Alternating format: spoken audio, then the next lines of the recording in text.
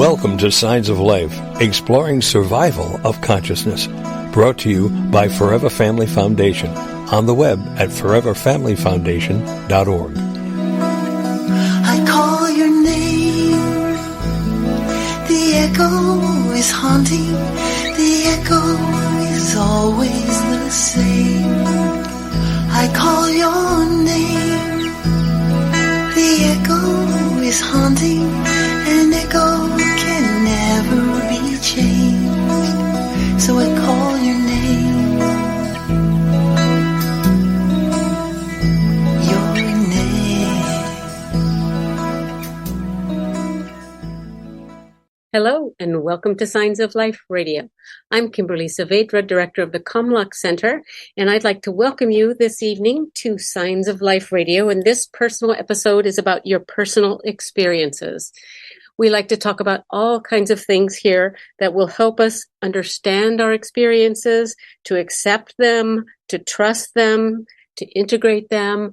And tonight's co-hosts for this episode are Dr. Betty Kovacs, author of The Miracle of Death, There is Nothing But Life, and Merchants of Light, the Consciousness That is Changing the World, and Forever Family Foundation certified medium Janet Mayer. Yay. Who is also author of Spirits, They Are Present. We're glad to be together with you again, and we would encourage you to face your fears, to dare to be bold and brave, and realize that what you've experienced and what you can share can make a difference in other people's lives. The numbers for you to call in to join our conversation with a comment, an experience, a question, that pertains to the subject matter of this show are 888-627-6008 or 323-744-4831. And just a reminder that although mediums provide a valuable connection to the deceased, this show centers around your direct experience, which do not involve a medium. So hello, Janet, and hello, Betty, and welcome, everyone. Hello. Thank you, Kim. So, Janet, what kind of wisdom do you have for us to begin the program with today? Oh gosh, I'm not, Betty. You always have way more wisdom, but I can share with you real quick something that I was thinking about today, and that was, sometimes when a loved one transitions, and it's almost as if you suddenly meet your spiritual self. Now, I know that sounds weird, but most people are living in the physical, they're doing their everyday life, and they're just going about what they're doing and what they experience next. And they leave out a lot of times spiritual. And when someone passes, it kind of like drops you on your head. You're so shooken up. It's, a huge hole in your heart. And suddenly there's this other self that you begin to see. And it's like your spiritual self. And I mean, it's always been there. But it amplifies when someone passes. And it's almost kind of like sometimes, you don't recognize yourself. And when somebody says, oh, they're so different. I mean, yes, it is from the loss. It is from the loss. But it's also that you find this part of you that you never knew existed. And you suddenly start, it starts opening up around you and all these things start happening. And people are like, oh my gosh, this happened, or this, the lights were going out, or this was going on. And you suddenly realize that, you're kind of expanding from inside out because you have this loss that you're trying to compensate. And at the same time, it's like your soul is saying, here I am, I'm going to wake you up and we're going to show you what we can do because we want you to connect with your loved ones, on the other side. And so that was kind of with me today. For some reason, I kept thinking of that. And I thought, I wonder, when, a lot of times people do say to me like, oh, so-and-so said I'm so different. And I'm like, well, in a way you are. In a lot of ways, you're not. But it's that you're more open because you know that your loved one, you still might feel them around you, or you still might experience something from them, like a smell of like their, whatever, their perfume or their deodorant or whatever it may be. And I think that sometimes it's good to remember that, pay attention to those experiences, that they are reaching out to you, and they're not going to be mad at you if you miss them. If you miss it, they're just going to come back and show you some other way, and they'll let you know that they're around you and they love you, and so that's my wisdom for the day. Well, I think it's really very fine wisdom. I do too. I think it sounds a lot like wisdom, Janet. Oh, thanks. And it's so true that when someone we love leaves the physical body, they're constantly on our minds, and we're drawn to them, and they are not here. Where are they? So we're pulled into thinking about another world. If we don't know and haven't experienced that other world, because that person is not here, we are pulled to wherever there is. And I think our thoughts are on the other world, our thoughts are on them. And there is that part of us, as you say, that is being drawn, pulled into soul, into spirit, so that we can experience them. And I know in my own life, I had longed for, looked for, studied, wanted to know what really happens when we die. But it wasn't until the deaths in my family that I really experienced the other side and experienced them in the other dimension. And so it was, I said at the time, the greatest sorrow of my life and the time of greatest joy. Mm-hmm. Yeah. Wow. You're right, buddy. I understand that. And I mean, I think that it is amazing when you think about, all the emotions that run through when all this is happening. And, you're just trying to, live, go on with your life and move forward. And, you have to honor those emotions, and you have to feel them, and you have to, how many times, with different, when people lose a loved one, when someone loses someone, even like when I have, it's like all the different emotions that you experience, and, and you go through that and you're kind of like, okay, I and then I'm always like, well, give me a sign, I'm asking for a sign. And I try to allow them to come through in whatever way they need to, like sometimes, and I mean, honestly, I know someone that, she's like, I don't want to see them. I don't let them show up. I go, well, then you just say that, they'll come to you in a way that won't freak you out. For me, I'm like, yeah, you can show up. I mean, I've had so many weird experiences, and so many unusual things happen. And yes, I still get surprised once in a while. I still jump and I think it's just one of those things that I feel so grateful. And I think by starting off with paying attention to what's going on, and being open to what's around me, and just kind of, and taking care of yourself with all that you're going through, and the grief is really important. Yes. Yes. I think it really pulls us into, as you said, soul. We are much more likely to be thinking about the deep issues of life, the foundation of life. Why are we here? What is my purpose? And how can I connect with this person that I loved so much and still love? I think love pulls us in the direction of soul and of opening up and waking up. But I think also, we're saying that people say, well, you're not the same person. First of all, you are focused in a different way. That's for sure.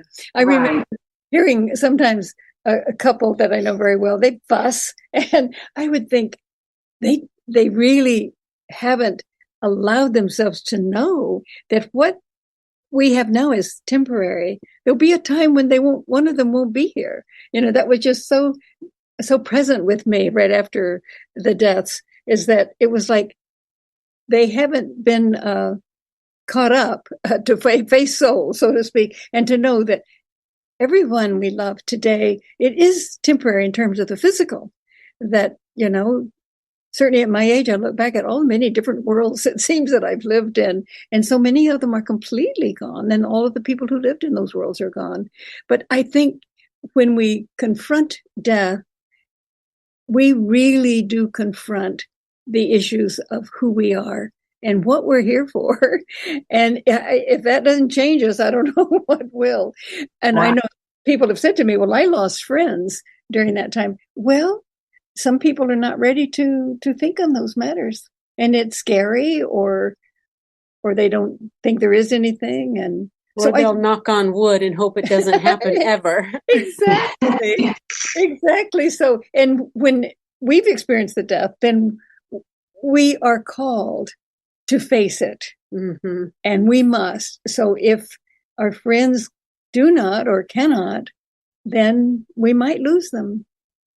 Mm-hmm. And that's true. That's true. And I think, and another big reminder with all of that is, to not put your loved ones in the past. They still exist. They're still around. And when we are open to them in a new way of them being, they've transitioned, they're on the other side, however you want to say it, they're still, they're still alive. They're they just lost their physical body. And, That's right. And I think too, that's something as people are like, well, they're gone forever. And you're like, well, really look at it that way. I don't think they really are. I mean, I've had too many experiences with loved ones that have come back, years later, even. I mean, I think my grandmother came back to me to give me information I needed to know, like over 20 years after she passed. I mean, she passed when I think I was, a young teen and so it's kind of like a reminder of, okay, when we ask them that if we need to know anything and if they can come to us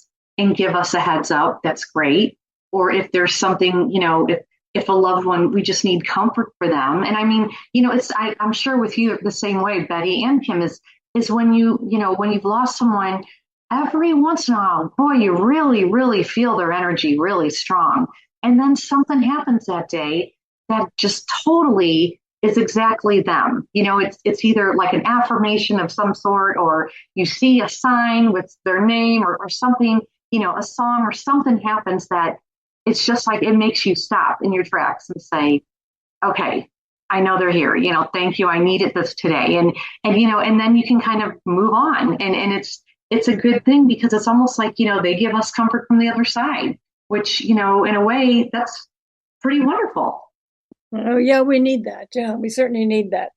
I think that it's absolutely the heritage of our human species to be in touch with that world.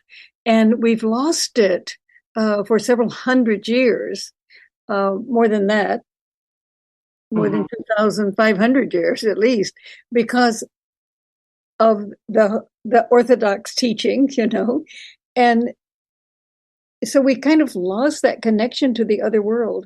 I think gradually we're building it back by people like you, by people who experience it and tell others, and by our callers. Where are you guys? You're not calling in. Maybe they need the number again. Yeah, give them the number again. Yeah.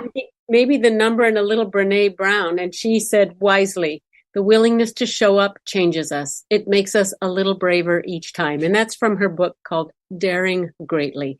So we greatly dare you, or dare you greatly. Call and have a conversation with us, 888-627-6008 or 323-744-4831. Yeah, it's always interesting to hear someone else's experiences, and only they really know. Sometimes, it's just amazing. We all know that is amazing, but sometimes they know precisely that particular object or that particular occurrence is so meaniful to them. And it's just so much fun to hear from other people. Mm-hmm. Oh, it is. That's great. I mean, I think it's validating. I actually wrote that, we are on the show and we're just the vessels, but the listeners are the ones who call in they have so much to offer from their experiences, which they do. And it's for everyone, and I always say that, to pay attention, but I do think that when other people are listening to the show and they're like, okay, somebody calls in with a story and it's like, we're all normal people, and it's like, so when you have a story, it's just so amazing to know that connection does exist. And I think that's what's really important with this, is to remind people that we do all have that connection and it does exist. And I'll go ahead and I'll share a quick story since, we don't have a caller right now, but when my son was little, and I might have mentioned this story before and I don't remember, I remember that I was really tired one night, and maybe I even said this last month, I don't know, but for some reason this popped into my head again. I was really tired and I was rubbing his back at night. And, and I was singing to him and I was like, I just wish someone would rub my back. And with that, someone did. And I literally flew out of the room and then I walked back in and I was like, okay, maybe mean it like that. Yeah, but at the same time, it was kind of like, letting us know we do have loved ones around, that we do have, spirits or guides or, whatever you may call them, angels around you, and that they are watching out for us. They are, as much as, what anyone can. And I think that's important too. And I think that it always reminds me how close and how available they really are, and our loved ones are. And that when we talk to them and we do hear from them and we do get messages, and that, I do suggest for people to write it down and to, either keep a little journal or, write something where, type it up on their computer if they prefer, or in their phone. And then you begin to see sometimes either a pattern, or you notice that when you're having a rough day, that's the day that they seem to pop up. Or, there's people that call and say, well, they never show up. I don't know where they are. And it's like, oh, they're there. They're there. And they're probably dropping little bits and pieces around you. And I think that, if, it's not like every time and every little moment is them coming through and they're doing this and they're doing that. But I do think that, especially when you're going through a difficult time, your loved ones are around you and they are there to be there in support for you.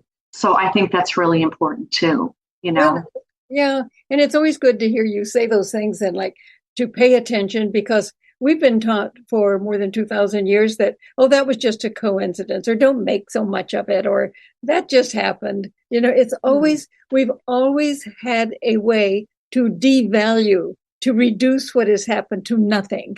And so to retrain ourselves to pay attention and to really let that spirit come through so we experience it is life-changing, actually. Yeah, I agree, Betty. And wouldn't it be nice if they would teach that in all schools about, meditation, a spiritual class, something to, connecting with your loved ones. I mean, I know I'm probably going overboard and that might not happen for a really long time, but I just always think if we would have known when we were kids that we could connect with our loved ones when we were younger, that could have changed so much too, as we've gotten older, as we've experienced, death and anything like that. Well, even if we would recognize the knowledge that we do have now of the mind and know how certain breathing techniques, the kind of relaxation, and teach children, to breathe and from their tummies, which they pretty much do because they have those big little tummies. Yeah. And then as they get older, like in kindergarten or grade school, to learn how to relax, to have a quiet time, just to breathe and feel their body totally relaxing and to get into another state, another frequency. That in itself would be so valuable. Oh, yeah. Right. Janet, did you ever have a sense of who it might have been who was touching your back way back when? Well, I don't. I kind of feel like it might have been where I lived at the time. I was in a condo, and it was a new condo, and they had plowed there was one house on this big property. And after the woman passed, they, plowed that, and then they built houses, and they had they had condos. And at the time, and this was many years ago, I really felt like it was like an older woman. And then, months later, when I had another experience with a woman at the end of my bed, and she basically was trying to let me know somebody was, stealing out of our car outside the window. And she was holding her hands up and out. And I always remember that and I think that was her just watching over her land, that she loved it so much and she loved everything around it. And if you were open, like I guess I was, she would, show me something or try to help. And so I really felt like it was just this woman who maybe used to live there. And I thought that was always really cool. And then when I saw, months later, I saw this woman who actually, I was, hitting my husband like, there's a woman at the end of the bed, there's a woman at the end of the bed. And it was the one of the coolest experiences I've had. And I mean, I've had a lot of unusual experiences, but this was a really unique and cool one because I, to this day, could still describe her. I mean, exactly how I saw her, exactly how she stood, exactly where she stood. And I kept thinking, and then she had this, like coming out of her solar plexus were these rainbow colors that were, I said they were even like, if you think of neon lights, and how bright they are. I mean, it was brighter than that. It wasn't a light I have ever seen. It was so intense and so beautiful. And it was coming out of her towards me. And I just felt this love. And I think I even wrote it down. I think in my book, I remember saying that it was not an earth love. It was something so powerful and so amazing that, for anyone who loves, I mean, just, amplify that on and on and on. And then after that, when she disappeared and I just laid there and I was like smacking my husband who was sleeping, there's like a woman on the bed and he's like, oh, go back to sleep. You're fine. Go back. And, he was so used to me by then anyway, that whenever I had an experience, he was just used to it. And he's like, okay, that's fine. You can tell me in the morning. And the next morning, so the next morning, I wait until the next morning. It takes me like a half hour. But what I should say too, is before that, I was laying on my side and I felt someone push my shoulder and they pushed me back. And once I was pushed over on my back is when I saw her. So that was a really, really unique experience for me. And then the next morning was when, he got up and he's like, oh, well, what was happening last night? And I told him what the story of what I saw. And he's like, okay. And then, he left for work and he went downstairs. It was a 2-story. He went downstairs and I heard the door shut. And not even maybe a minute later, I hear the door fling open and he comes running up the steps. And he's like, oh my God, you're not going to believe this. I'm like, what? He's like, somebody broke into our van and, stole everything. And I was just like, oh my gosh, now I understand what she was trying to tell me. And I mean, at the time, you're just like, well, why is she standing like that? And I'm like, I'm not afraid of her. This is really interesting. I don't know who she is. And this is what she looked like. And it was such an amazing experience. And at the same time, it was so surreal that, people are like, oh, were you afraid? I'm like, no. I said, I wasn't afraid at all. I said, actually, I just was so amazed that I could actually see someone. I could see her and I could, I could kind of see through her, but not see through her. And it was like, she, exactly what I saw. I remember what I saw. And then, I said, now I understand. The way she was standing, it wasn't like a ballet move. She had her hands going up to have me look out the window, but I didn't look out the window because I was looking at her.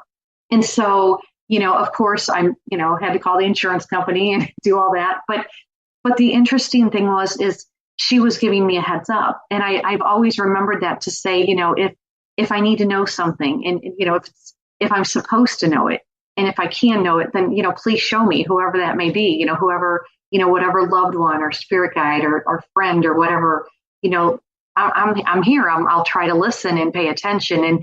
And yeah, I miss things, but there's a lot of things I do catch. And I think it's really cool that, they are around us and they are here for us. And if someone can do that I don't even, really know, how connected can our loved ones be, and so that was kind of an eye opener for me too, to realize that, they don't have to be a loved one. They could just be a friend that's trying to help us out, or maybe she was a spirit guide. I don't know for sure, but I do know what she looks like, and and I'm very thankful to her, and I'm still to this day amazed. And we were only there like maybe 7 years, and then we moved, but we're really not all that far away from there. And every once in a while, I think, boy, I'd love to go over there again and see if she's around. And I think, you know what, she might still be with me. So who knows? Yeah, right. Well, it's interesting, isn't it, that you think at a time like that, why someone, if they can do all of that and you can receive all of that, why couldn't she communicate that to you through words or something, Mm-hmm. You just wonder why that would not come through when she was clearly there, clearly wanted you to know, clearly was pointing in that direction. And you just think, why couldn't language be used in a case like intuitive, right, telepathically, so that even if you don't know the same language, you could get the thought, Right. And the thing is, you don't know. I mean, it's kind of like I clearly could see her. So, I mean, that was very apparent. And maybe, she felt like I would get that message, and maybe I just totally missed it. But I was so amazed by the experience. It was so beautiful and so loving. And it was like, it was seared into my brain, and it was so, I mean, it was almost like a physical being there. I mean, she wasn't physical, but it was just that clear and that strong. And maybe she was trying to, send it telepathically, but I wasn't catching it because I was, in the moment experiencing a bunch of other things. And so that's something important too for listeners is you might be thinking you're getting one thing and, it means this, it means this. And maybe, it doesn't mean it's something bad. It means maybe something they're just there to give you support, like she was. Yeah, that's amazing. And you said that she had lived there before. She had owned that land. Well, I mean, there was a woman that did own the land, and I often think it's her. I would love to see pictures of her to see if it was her. Yeah, and I find it interesting because she had kind of like I call it Gibson girl hairdo. It was kind of puffy on top, and then another little ball up there, and it was just really interesting to because she didn't look like she was from my era. It was kind of like she looked older, and it was kind of interesting though, because I wonder about that, but then I'm also just thankful. And, I don't try to, do everything I can to figure that out because it's like, well, maybe it was that moment. I was just supposed to understand that moment, Yeah, absolutely. Well, it's interesting because I had a friend from Ireland, England, and England later, and her husband was a diplomat, and they were in the Middle East. And they had buildings there where the people who worked for the government could live. And she said that she kept feeling men come to her, and they were very disturbed. And she couldn't understand what it was. They just were deeply disturbed. And she found out later that those buildings had been built on a prison a long time ago. A long time ago. Yeah, I wonder if she was picking up on like the residual energy, or if they really were coming through and they just were there, like milling around. And wow, that would be terrible to think that they were still lingering on the earth. But certainly that she said she did not want to live there, after a while. Because she knew that there was some kind of disturbance associated with the land. And then later she found out that there had been a prison there. So, wow. Well, and I think like that sounds a lot like residual energies. And, I mean, if anybody gets a chance to look up some of Lloyd Auerbach's books, he has a number of books out there. And he has a couple books that are on, I'm trying to see if I can see what it is. I think it might be a paranormal case book. I think that's what it is. I'm not sure if that's the right one, or he has a number of books out there, and it's kind of cool because he talks a lot about stuff like that. So that would be kind of cool for people to check out. That is amazing. His work of, what was it about the ship? There was a ship and the people who had worked on the ship. Do you remember that particular case? I don't remember the details of it, but people were touring it. And there were stories about the various men who had been on that ship and died on it. And some of the men were real womanizers, and the things they did had been written about. They're very typical of them. And these women who came on actually did experience that. So Auerbach is really very interesting. I think we have a call. We do. Before we take a call, I just want to say for anyone who is interested in checking out his books, it's Lloyd and Aurbach. Aurbach. Lloyd Auerbach. A-U-E-R. Oh, is it A-U-E-R? I don't know. Well, that's close. You'll anyway, find it close, anyway. Yeah. Okay. Hi, Brooke. Thanks for calling and thanks for waiting for us. Hi. Thank you. What would you like to share? I think I lost my son about 2 years ago, and I'm just still struggling. And I know anytime you lose a child, there is really nothing that can fill that void in your heart. But the waves of grief seem to hit me just at unexpected times, and just when you think you're doing okay, it's that's not the case. So I'm trying to learn how to manage the waves of grief, I guess you could say. Well, that's a very real way of expressing it. Waves of grief. It's just one of those things where you're, I know my son would want me to be happy and live life and do all the things that I never got to do. He was medically fragile, and my whole purpose when he was here was just to give him the care that he needed. And now that he's gone, I'm just trying to refigure out what my purpose is, I think. Yeah. Right.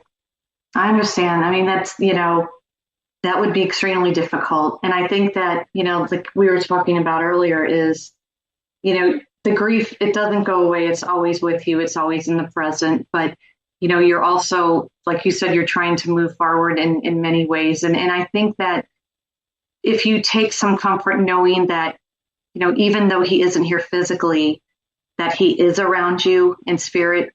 And, like I'm not one of those people that say they're there 24/7. I feel like they're off doing whatever they're doing, but I do feel like he feels your energy. And, when you're, wanting to connect with him, or you're feeling like you need to, and, send something out there and see, if he can give you a sign coming back towards you. And I think that, sometimes that can kind of help you move forward a little. It's just, it's so hard because I just feel for you in so many ways. And I just, the best thing that, I could say is that knowing that he is still here with you, in their own way in spirit, hopefully helps you when you're moving forward and trying to find, that next step and that next, place to go. And yes, also, absolutely. Yeah. And, if you spent several years, I don't know how old he was when he crossed. He was actually 17, and the doctors and everyone said, if it weren't for the love that you gave to your son, he wouldn't have been here as long as he was. Because he had so many close calls and so much going on, and it was my ex-husband and I were just constantly caring for him. We didn't have nursing, we didn't have help, we did it all on our own. And we just felt like no one can care for your child the way that you can. And he had hundreds of seizures a day. He was on dialysis. There was just a lot going on. And none of the things that took him to the Lord were anything to do with his conditions that he had. He died from a perforated bowel, and I still to this day just cannot fathom that that's what took him, I honestly think God said, this is enough, and it's time for him to come home. And that's what I truly believe. Oh, and what a gift crossing over can be. But, I'm thinking about you and his father. But let's think of you just for the moment since you're here. It seems to me that if you had a life of that kind of caring and loving and giving, that you have a future.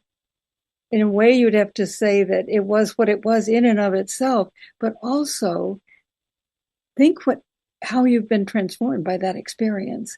There is certainly something for you will find in your life, I think, with that kind of experience of loving and caring for someone like that. That's a huge gift that you've given, and learning that gift through your love has to transform you so much that there's certainly something waiting for you to discover, something very, very important for you. I agree, Betty. I was thinking the same thing, that what a privilege your son had that you and your husband took care of him, all those years, and you did everything, I'm sure, for him. I can totally, believe you've done everything you can for him. And what a privilege he had to have your love and experience your love, that you would do that and just not, choose a different path. And now it's almost like he's saying, okay, Mom, okay, Dad, thank you for all this. Now I'm giving back. It's time for me to move on. And now it's time for you to move on and do what you need to do in this world. And, and I could see where it would be like totally starting over. It would be a whole new life. But you do have to just go here, take those steps and try this and try that. And, if you need to have breaks, do that too. And, if you need to move forward and say, oh, I want to try this, or I really feel like I want to do this, then go out and try it, and I think that he's, giving you also that ability by letting go and saying, okay, you have done everything for me and it's been a privilege. And now I want to also give back in some way. And I feel like that's what's happening now, is he's doing that for you, is giving you that chance to have new life experiences. And, it is, I'm sure it's your whole life is totally upside down from that. And the loss of the love is so difficult, but it's also, you have to know what a blessing you were for him, because that's just stands out so strong, is that the blessing that you were for him, that he had someone like you and, his father to be there for him, is unbelievable. So, try to remember that as you move forward too. I appreciate that. I think that's, like I said, it's just that when you have that care inside of you, and that was what I needed to do, was just because, you love your child so much, and I wanted nothing more for him than just to give him the best life I could give him. And so when he passed, it was just devastating, because I'm like, we were doing everything we could for him, and it was just his time to go. But I think the hardest part is just learning how to live again. And it's just one of those things where I just feel like there's a part of me that's just never going to be quite the same, and it's missing for sure. And, my faith definitely helps me get through, knowing my belief is that I'll be reunited with my son again one day, and he'll be, he's whole, he's healthy. But I just existing without him is very difficult, just because I think a lot of my identity was wrapped up in just loving him, being his mother, Yes. Right. Well, our identity is wrapped up in the ones we love. And in that case with your son, it was totally so, but I can't help thinking that kind of training, you might almost say, that kind of transformation that has to take place with that kind of love and giving and getting the response. It's just, you are so able to give to the world. I appreciate that. Yeah, we all have a purpose here, and I truly feel like, I was given the privilege to be his mother, and God chose me for a reason. And so I really hold on to that too. I agree with you totally. That's a very creative and loving, beautiful way to understand it, I think. And I would think it's changed other people as well. Around, I would imagine.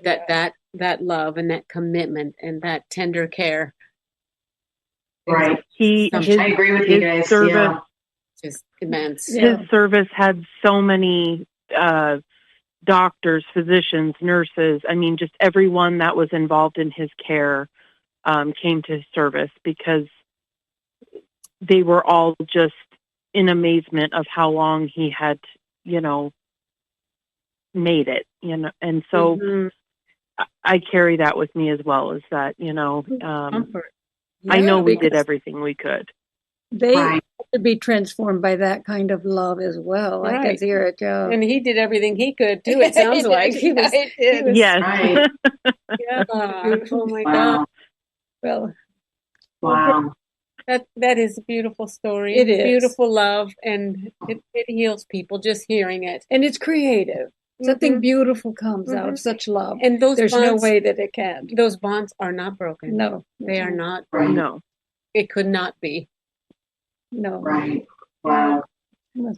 Thank you. Well, I thank you for taking the time to speak with me and let me just share a little bit about my son. And I really appreciate your time. Oh, well, we appreciate you and Thanks. your Thanks for calling in. Just to hear it is good. Yes. Mhm. Yeah. Okay, Brooke. Thank you. Thank you, Brooke. Yeah, it's beautiful. Take care. Wow. We have Marilyn from Connecticut on the phone, and I don't mean to jump too quickly. Marilyn, are you Hi. still there? We got disconnected for a brief minute there, and then I guess you called back. That was very nice. Oh, that's so great. Thank you for hanging in while we were having a few words with Brooke, and thank you so much. What would I you know. like to That was share? intense. Oh my Yes, gosh. it was. Yes, it is. Beautiful. But love is, amazing, beautiful. Yeah. So Marilyn, what's up? Do you have a story to share with us? Uh-oh. Hello? Marilyn, there you are. Hello? I thought we lost you again. Are you there? Yes, I am. We keep getting disconnected. I don't know why, but maybe these folks don't want me to talk. That's all I can think of. No. They're testing you here. Isn't that funny? Yes. I have a couple of people that I have had consistent, I believe, contact from. They were both teachers of mine, one a music teacher and another a social work mentor. I'm a licensed clinical social worker in retirement right now. But both of these men have, I believe, come to me, my social work mentor, in very dramatic ways. Synchronicities. Did we get disconnected again? Uh-oh. Marilyn, are you there? Marilyn? Yes, I am. I don't know why we keep getting disconnected like this. Maybe I need to get on another phone.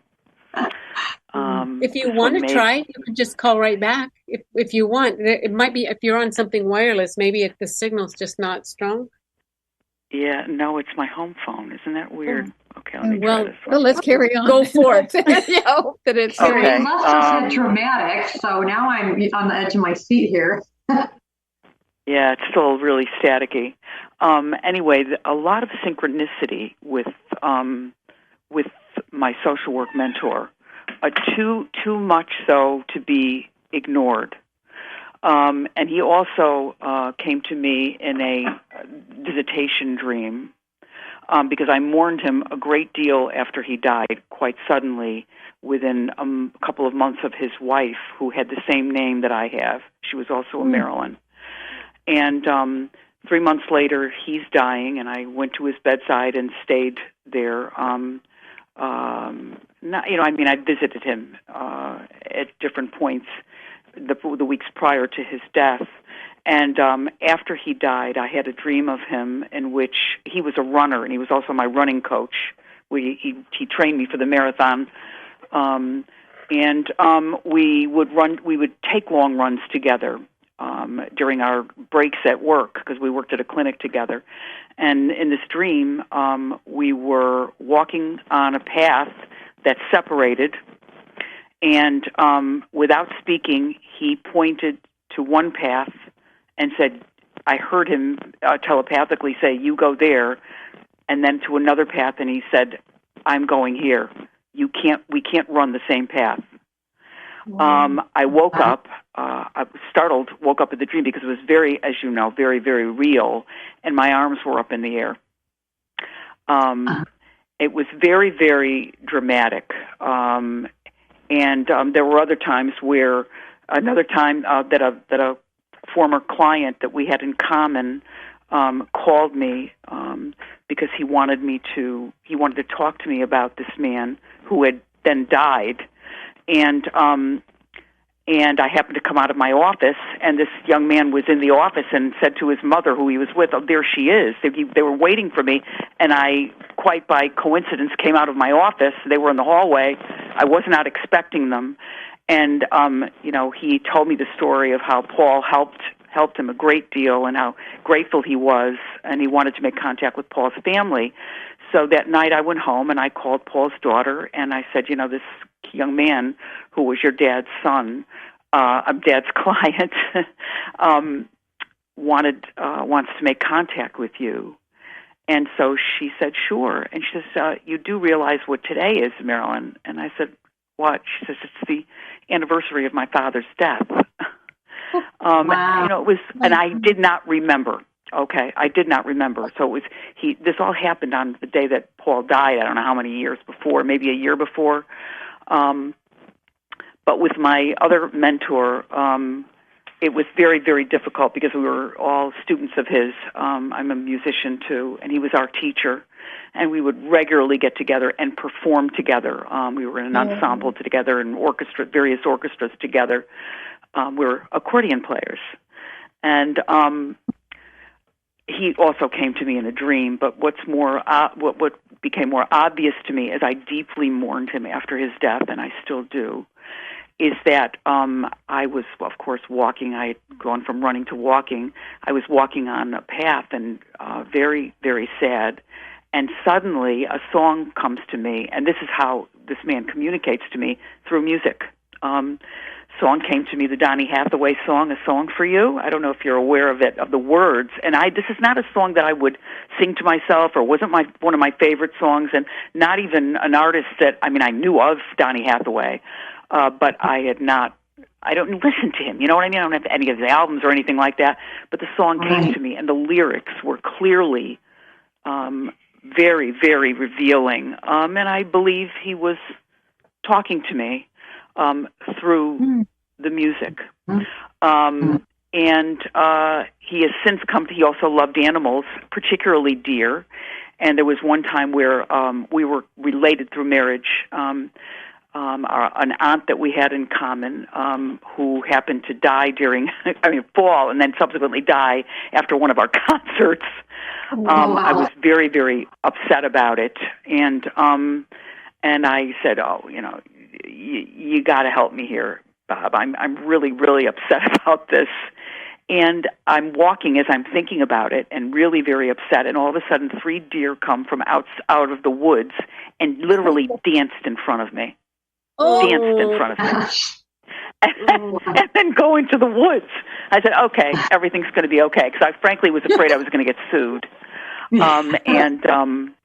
Of course, nothing happened. I didn't get sued. And as soon as I saw that, I knew it was him saying, will you chill out? Just take a chill pill here. It's going to be okay. And also my grandfather appeared to me the night before I graduated from high school. He had died a few months before I graduated from high school, and I was very upset that my nonno was not going to be there to see me graduate. And I had a dream that he simply came to me, put his arms around me, and hugged me really, really tight. And I felt the hug. I felt it. And I woke up out of the dream and just knew that he had been with me and was telling me, I'm proud of you, and I'm here with you, and, go forward in your life. Oh, that's so beautiful. And I've had numbers of experiences like that, and premonitory experiences. I'm a little psychic, I think. But there are the other experiences are too personal, but there are too many to tell you about. But that's great. But I that's deeply believe that they communicate to us after they pass away, and I'm convinced of an afterlife, and looking very forward to seeing my sister who passed away and my loved ones. Because as we get older, death becomes more and more of a reality anyway. Let's face it. I'm 69 years old, and it's going to happen.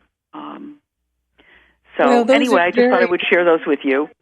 Glad you did. And they're powerful experiences. And it just makes me, when I hear experiences like that, I just want us all to be able to experience the spirits that are here, as Janet would say, the spirits, they are here. That those were very powerful, specific experiences that, and I just wish that we could all, I think we're all working toward that, because I think each breakthrough that we have helps others as well. I think we're going toward that direction, but how much easier it would be to live on the planet if we could really have those experiences. The one with your father. I mean, you knew that grandfather. That's right. You knew he was with you. Yeah. That's just beautiful. Oh, yes. And felt the hug. Yes, I love that. Yes. And I love the fact that, you find with all these experiences, you find comfort in the way with each person that was, or each spirit now that was with you at the time. And they all give you something so individual, which I also love. And I love the fact that you were, that you felt the hug. And I think that's always amazing. And it is your experience. And it is something that, you can hold on to. And it does sound like you're very open and very clear. And I think that's really great, because that keeps you that way for you to experience more. And, that's why I always tell everybody to stay open, to be open, pay attention. And like, look at how many experiences you've had, and they just keep stacking up. And they're just, it's like one is, just as amazing as the next one, and that's what's so beautiful about it. I love the deer. Yes. 3 deer. Oh, God, that was amazing. That was just because it was at the very moment I was at the crescendo of my anxiety about all this. And the 3 of them, not one, 3, they come out in the middle of the road and danced in a circle in front of me. Oh. That just, they were beautiful, big bucks, with the antlers and everything. Oh my gosh. Pretty cool. That's a pretty cool sign. Oh gosh. Well, thank you for telling us those stories. They're wonderful. I think you've warmed a lot Thank you for giving me the opportunity to do it too. It's very, very helpful. Thank you. Our pleasure. Thank you. Okay. Thank you. Take care. Bye-bye. You Bye. too. Well, we were blessed with some wonderful callers tonight. I should say. Yes. Yeah, we have been. I mean, and it's just, even like with Brooke, it just makes me think, the love, oh my gosh, unbelievable. And, and it's just, and really for both, Marilyn too, but it's just like, they both have individual stories that are completely different. And yet, we're all part of the whole. And that's what's amazing too. Yes, and, I heard, the other day, I heard a lecture by a man who's spent, I think, 50 years in research in this particular subject, but he evidently is capable of seeing so much. And he said that he is so amazed, because he said the earth is filled with such love. And he said, I could see these lights all over the planet, these beautiful lights. And I could see mothers with their newborn children and parents with their children, and the light that made on the planet. I was just so moved by it, because, often we are sort of told to think not so well of ourselves. And yet think of the kind of love that everyone has been talking about tonight. That can save a world. It can save a planet when we love like that. And there's so much love truly on the earth. Right. Yeah, that's so wonderful. Well, Janet, we would be honored if you would leave us in these closing words. Yes, I will. This is the Mahayana prayer, and we will end with, may all beings everywhere with whom we are inseparably interconnected be fulfilled, awakened, liberated, and free. May there be peace in this world and throughout the entire universe, and may we together complete the spiritual journey. And that's it. Wonderful. Amen to that. That's exactly right. Yeah. Thank you, Janet and Don. Everyone have a great rest of the evening, day, week, whatever day or week or month you happen to hear this show. That'll be in the archives. We're grateful you join us. Yes. So thank you. Good night, everyone. Good night.